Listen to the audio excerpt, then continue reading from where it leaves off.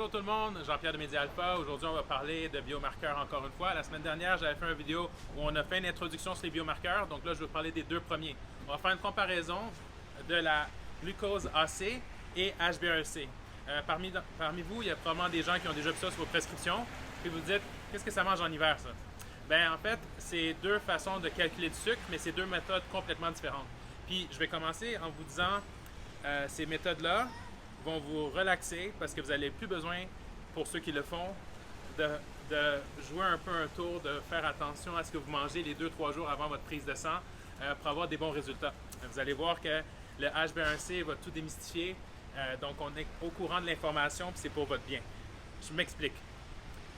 Le glucose AC, c'est la mesure du sucre dans votre vie quotidienne. Donc, on vous dit d'être à jeun parce que avant vous avez soupé la veille et on veut regarder à quelle vitesse votre corps assimile le sucre pour que 6 à 8 heures plus tard, on regarde si vous avez bien assimilé le sucre et vous avez atteint un seuil normal.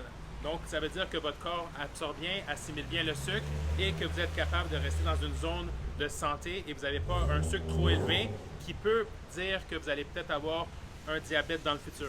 Tandis que le HbA1c, c'est une mesure de l'hémoglobine qui a été glycolysée. Donc, c'est pour ça que ça s'appelle HB-glyqué. Et cette mesure-là, c'est plus ou moins la moyenne des 2-3 derniers mois de votre taux de sucre.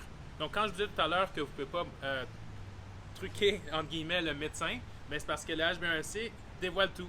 Les 2-3 derniers mois, vos habitudes de vie apparaissent dedans. Mais ce qui est important, c'est encore une fois de garder une valeur que votre médecin va vous donner dans votre situation, qu'il faut respecter et d'atteindre de façon à ce que vous puissiez assurer que vous avez un bon contrôle de votre sucre pour éviter d'avoir le diabète et toutes les complications qui s'en suivent.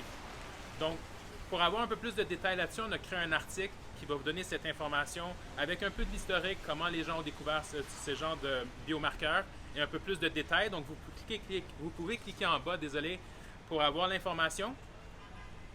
Et si vous connaissez des gens qui ont une habitude de vie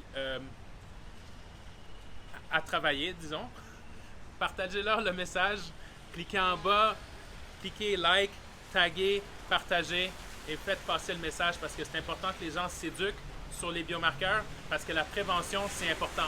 On est là pour vous, on vous souhaite une bonne journée. Bye!